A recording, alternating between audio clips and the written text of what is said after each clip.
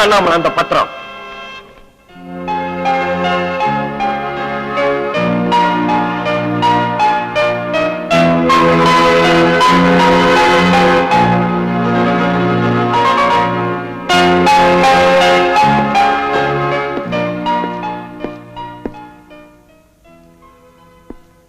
அம்மா, என்னப்பா?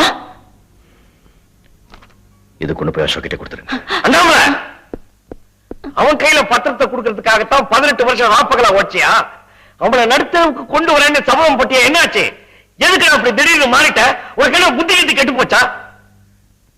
கெட்டு போனவ வாழலாம், ஆனா நல்லா வாழ்ந்தவன் கெட்டு போக கூடாது. கொண்டு போய் கொடுத்துருங்க. அண்ணாமலை, நீ கோடி கோடியா சம்பாரிச்சு கொட்டும் போது கூட என் மனசு குளிரலப்பா. இப்பதான்ப்பா என் மகிழே குளிர்ந்திருக்கு. என் மகன் மாறல, என் அண்ணாமலை மாறல, என் அண்ணாமலை மாற மாட்டான்.